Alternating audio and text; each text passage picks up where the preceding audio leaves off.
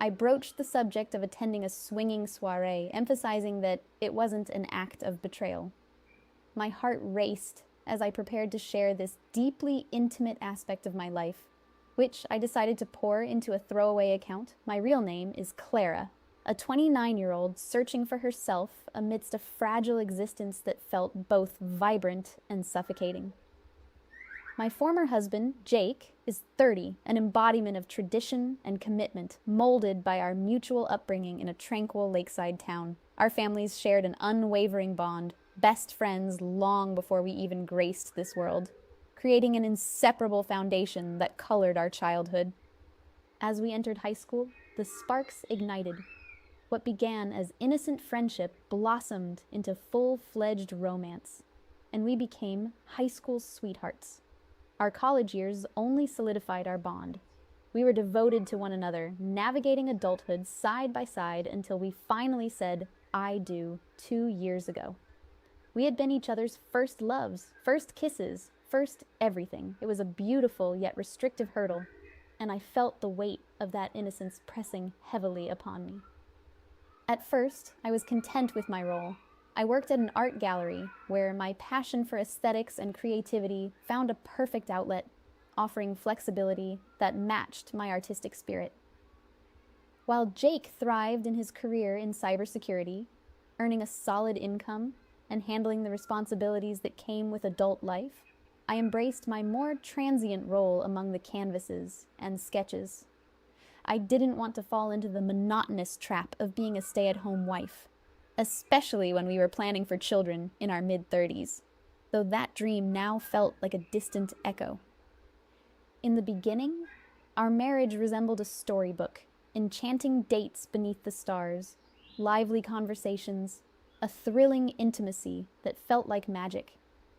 Jake was the epitome of romance, showering me with flowers, planning spontaneous escapades, and meticulously sharing household duties.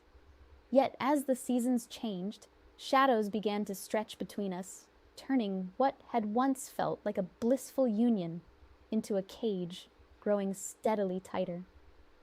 Suddenly, the love that had previously brought me comfort morphed into a sense of entrapment. In Jake, I had found my best friend, my soulmate, yet my heart whispered that I yearned for something more.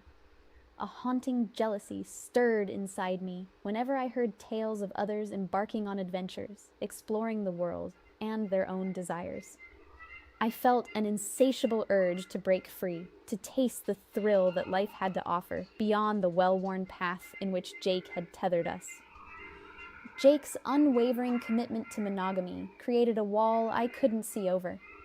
I respected his values profoundly, having shared them for so long, yet a flicker of rebellion ignited within me. It wasn't that I sought love elsewhere, it was merely the desire to venture into the unknown, to experience life with its myriad possibilities, if only once. This thought nagged at me, growing big enough to consume my waking hours.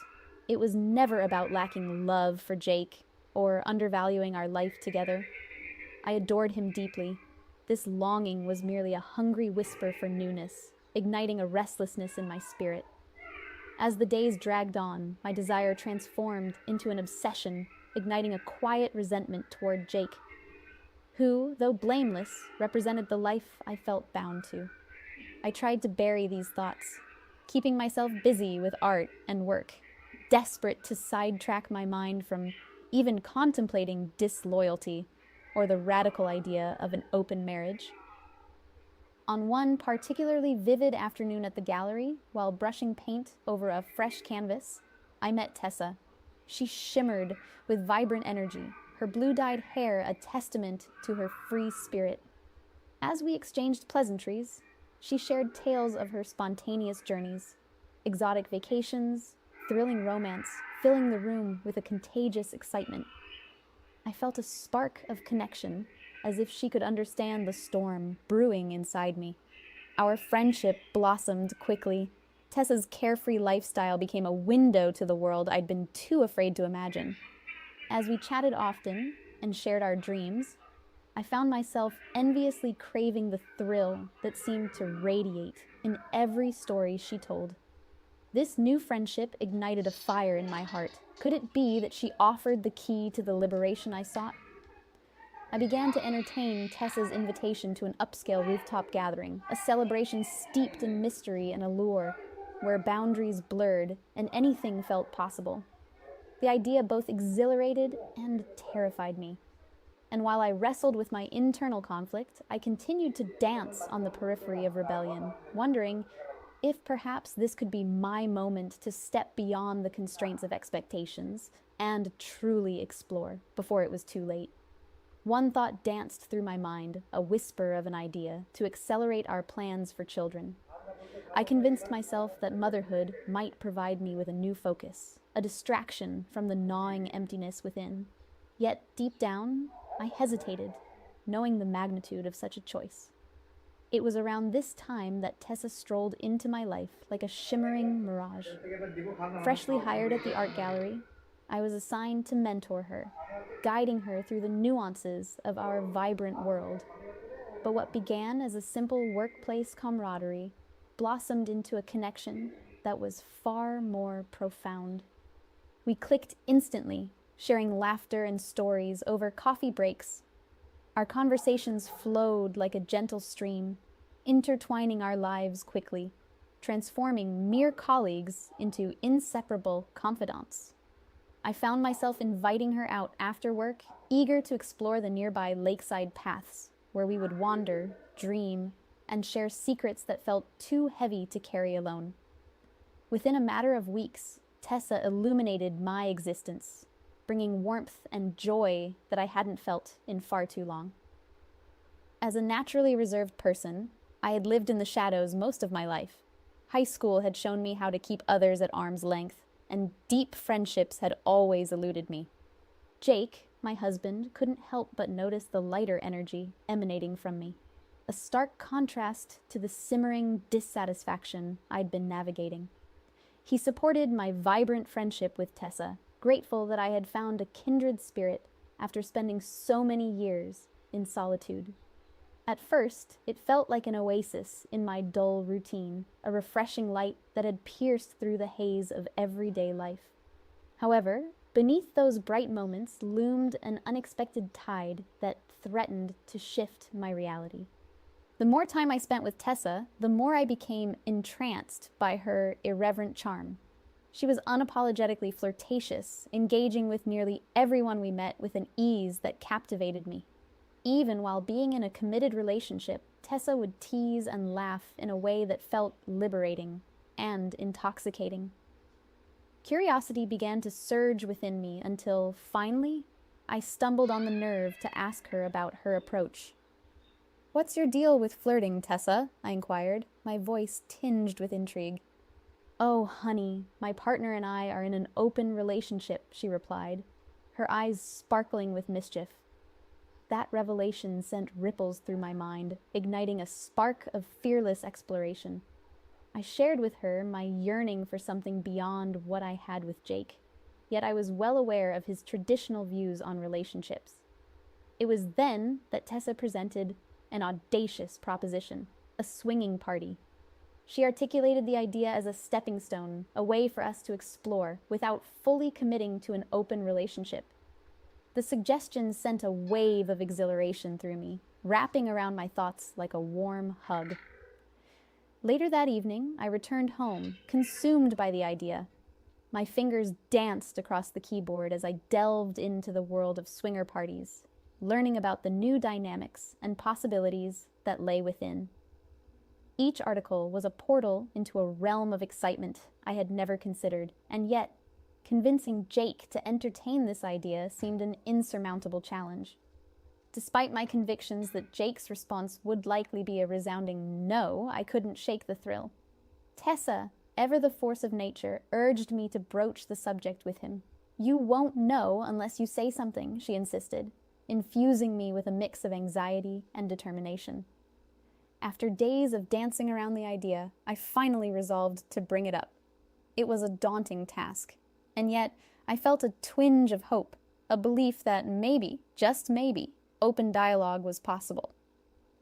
Gathering my courage, I approached Jake one evening, As we lounged comfortably in our cozy cottage, the soft glow from the fireplace bathing us in warmth, I hesitated, heart pounding, as I prepared to unleash this wild notion. "Jake," I began, my voice quaking with vulnerability, "can we talk about something that's been on my mind?" His expression shifted at once, morphed by curious concern. I laid bare the truth of my confinement, expressing my longing to break free from the chains of monotony. I broached the topic of the swinger party, emphasizing my desire to explore, not to dismantle our bond, but to experience life differently, just this once. But as the words spilled from my lips, dread settled in his eyes. "Clara, this is a terrible idea," he countered with an edge of disbelief. "You're not suggesting we dive into something like that, are you? It feels like you're asking for a betrayal." Each word was a weight pressing down, a clear division between us. I ardently protested, insisting I was not crossing any lines, merely seeking to share an experience that might enrich our lives. Yet his gaze remained steadfast, impenetrable, and every attempt to broach the subject only intensified the tension. Jake was resolute, a fortress of loyalty, unwilling to entertain any thoughts of non-monogamy. Frustration ignited within me, but the deeper fear was harder to quench. Would this incessant curiosity plunge us into irreparable rifts? Jake maintained that he absolutely could not accept any form of sexual exploration or interaction beyond our marriage. No matter how I tried to articulate the notion of consensual non-monogamy, how it might not equate to infidelity, he stood firm in his beliefs. To him, it felt no different than cheating, while I repeated my insistence that I was not being unfaithful. I found myself in a precarious situation. Jake was a staunch advocate for monogamy, unwavering and non-negotiable. He made it clear that if I pursued this path without him, it would almost certainly lead to a divorce. The gravity of his words weighed heavily on my heart, forcing me to abandon my pursuit for the moment. When I turned to Tessa, sharing my frustrations about the discussion with Jake, she was confident that Jake merely needed a gentle push to see things from my perspective. Following Tessa's enthusiastic counsel, I began to subtly nudge Jake, attempting to sway his stance on the proposed swinger party. But as I did, my mindset took a downward spiral. I became increasingly irritable, exacerbating tensions that seemed to pulse in our once gentle home.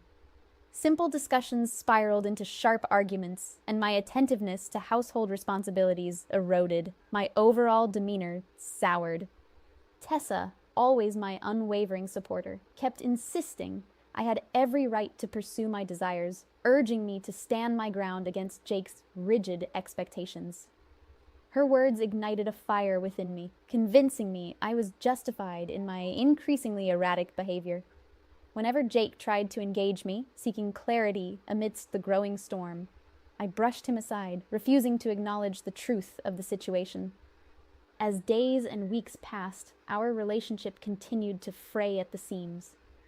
My insistence on exploring something Jake was firmly against only fueled our conflict. It felt like we were trapped in a cycle of endless strife, even the briefest moments of calm overshadowed by an uncomfortable heaviness. Jake, ever the patient one, sought to reach me, but I was resolute in my convictions, convinced I held the moral high ground, while he simply failed to comprehend. Blinded by my desires, I remained oblivious to the pain I was inflicting on him. The cozy cottage, once resonant with joy and laughter, now mirrored a battlefield of unresolved tension. I was withdrawn, sulky, an increasing burden on our shared life. Jake, bewildered and hurt, sought answers to his discontent, while I immersed myself in my own burgeoning world of fantasies. Despite his unwavering love, he was powerless to sway my heart. During this progressive disintegration of our partnership, the walls of communication began to close in on us. Then one evening, Jake took a bold step, sitting me down to express his unhappiness about our deteriorating home life. Initially, I felt an impulse to project blame onto him, but as he spoke calmly, illuminating his perspective, Shards of understanding started to piece together. He reminded me that we both had valid feelings and were at a stalemate due to my refusal to acknowledge the emotional distance I was creating. In a rush of desperation, I proposed that if he could just join me for one evening at the swinger party, it might light the way to fix our crumbling relationship. To my astonishment, Jake surprisingly acquiesced, his reluctant agreement sending my spirits soaring. It felt as though I had struck gold, a significant victory in my mind, with Tessa rallying behind me like a spirited cheerleader. My misguided belief was that this party would solve all our woes. I envisioned the night as a panacea, confident that afterward I would revert to being the supportive wife Jake had once known. Wrapped up in my anticipation, I failed to see the apprehension simmering beneath Jake's composed exterior. As the day of the party approached, excitement fizzed in my veins. I attempted to reassure Jake of the fun we would have, though deep down, the nagging feeling of discomfort flickered like a warning light within me. That disquiet churned in the depths of my thoughts, but I shoved it aside, consumed by the belief that this adventurous step would hold the key to my happiness.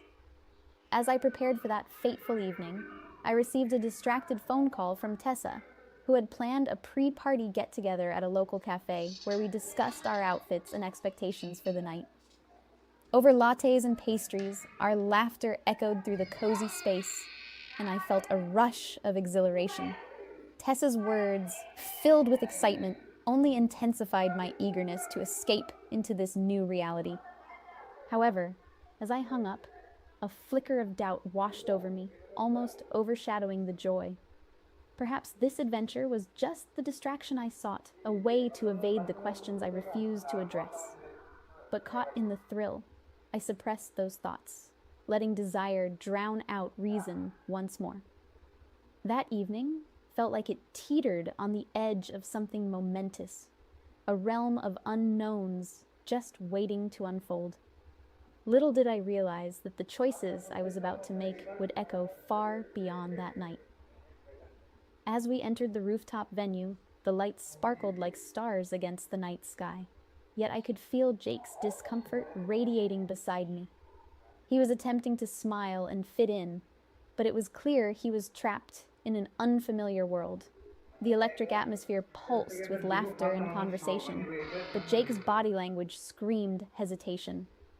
The sleek, modern decor and the chatter of sophisticated guests only highlighted his unease. We mingled awkwardly, though it felt like trying to move through quicksand. The more we tried to engage, the less connected we became. Jake's politeness was admirable, but the tension in his shoulders told me he longed for the comfortable simplicity of our quieter life. I was swept away by the buzz of excitement, the thrill of stepping into the unknown, which was exactly what I craved. But as the evening dragged on, reality settled in like a heavy fog. Jake's discomfort intensified, and a gnawing guilt started to burrow into my chest.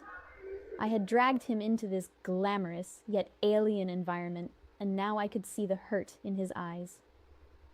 When we finally left the party, the car ride home felt like a chasm of silence.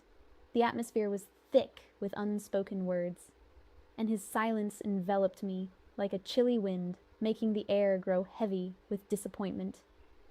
In that moment, I realized how drastically my attempt to breathe new life into our relationship had misfired. This was no enchanting escapade. It was a detour straight into despair. I had imagined that this outing would bridge our gaps, rekindle the spark we had seemingly lost, but instead it only illuminated the rift between us. Now, the days stretched on without color, and Jake was a shadow of his former self, withdrawn, retreating deeper into himself. Every time I reached out, desperately trying to connect, I was met with a wall of indifference. It felt as though I were speaking to a ghost. I poured effort into chores around the cottage, hoping to ease the tension, scrubbing surfaces, organizing his things, as if my physical labor could somehow mend the emotional fracture.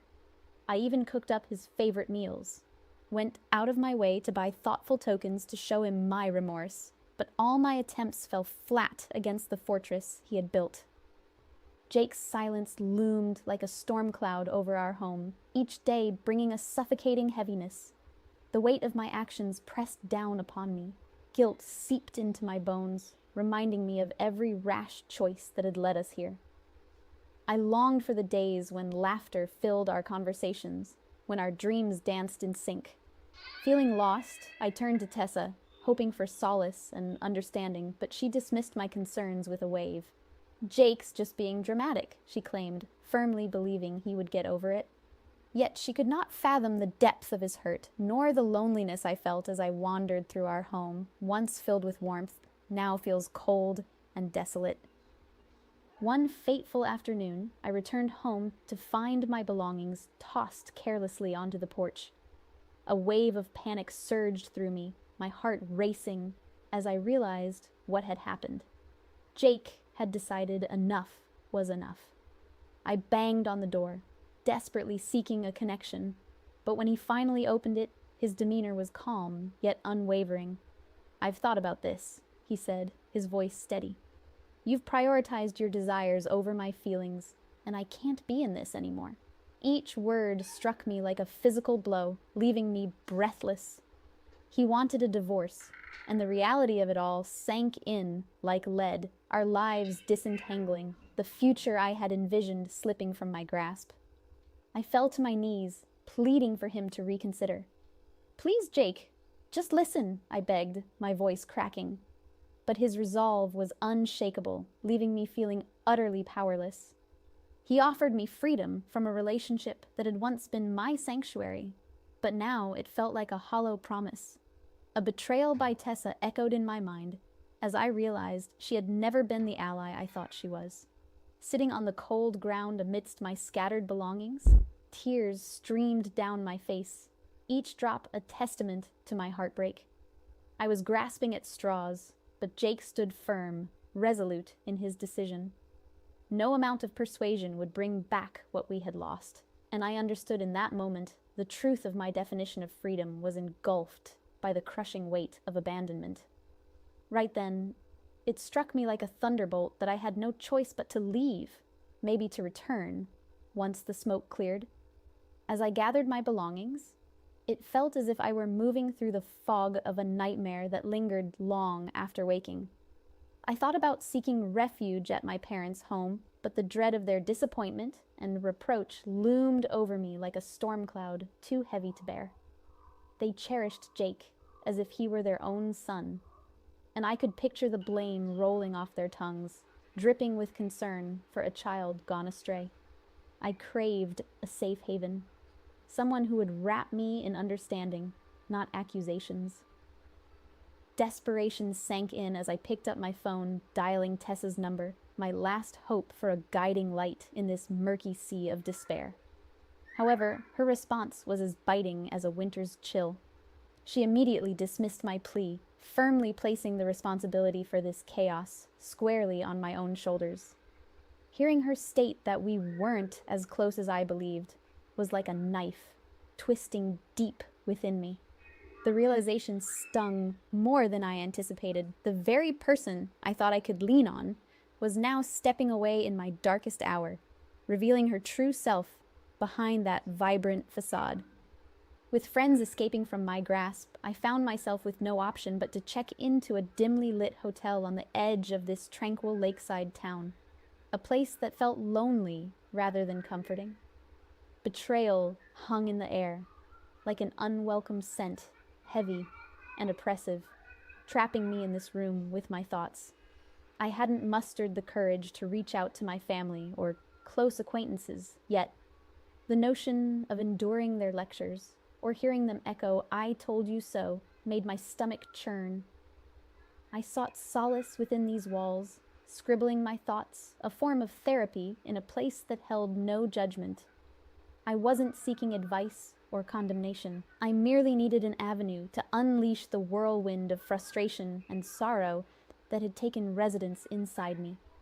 As I sat in the hotel room, gazing out through the window at the lake's calm surface, the frantic chaos of the past felt like a distant echo, reminding me of how quickly things had unraveled.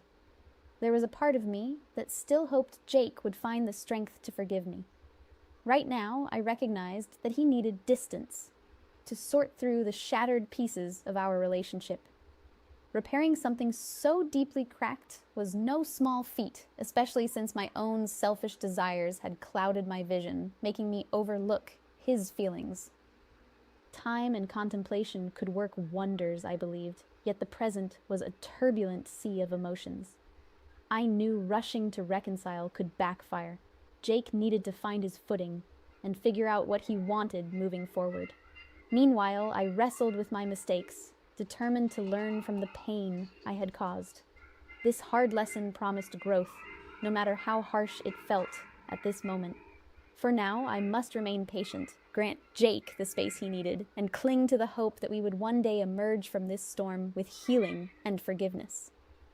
Hours later, as I allowed myself to breathe, I opened my laptop, fingers trembling in anticipation. I wrote an update to the online community, a tiny harbor of support I had stumbled upon in this sea of turmoil. "Hey Reddit," I began, sharing my thoughts. It's been about a day since I unloaded my heart here. I never expected the flood of responses, and I'm genuinely appreciative of the support, even when it comes disguised as tough love. I couldn't ignore the recurring sentiment in the comments, suggesting that Jake and I were evidently incompatible, and that perhaps a divorce was the answer. "I must disagree," I typed, feeling the weight of my words. "We've been intertwined since childhood. Our connection runs bone deep. This was a moment of weakness on my part. Nothing more, not an indication this is who we are. We've weathered storms before. We can do it again. I will hold on to that belief." Regarding Tessa, it's evident she revealed her true nature when I needed support the most. I've severed ties with her, learning a tough lesson about who I can genuinely count on in my life. As for the latest news, I finally made the leap to reconnect with my sisters. Although I anticipated their "we warned you" reactions, they came through, offering to help me reach out to our parents and the rest of our siblings. They grasp the gravity of my situation and are willing to rally together to back me up. The plan is to have a heartfelt conversation with our parents, who share a close bond with Jake's family. With their influence, I'm hopeful that they can assist in bridging the gap to either Jake or, preferably, his parents. Jake holds my family in high regard, and I believe their counsel could sway his perspective, potentially finding a path to forgiveness. I'm incredibly grateful for the encouragement and advice I've received from this community. The journey ahead is daunting, but I am taking the necessary steps to mend things. Thank you all for standing by me. Update, hey Reddit, I'm back with a heavier heart after what's unfolded in the past few days. Even with my dedicated efforts and familial support, Jake simply cannot bring himself to let go of the hurt. At least this is what I've been relayed. My sisters shared that they approached him, but he made it clear that he feels he cannot forgive me.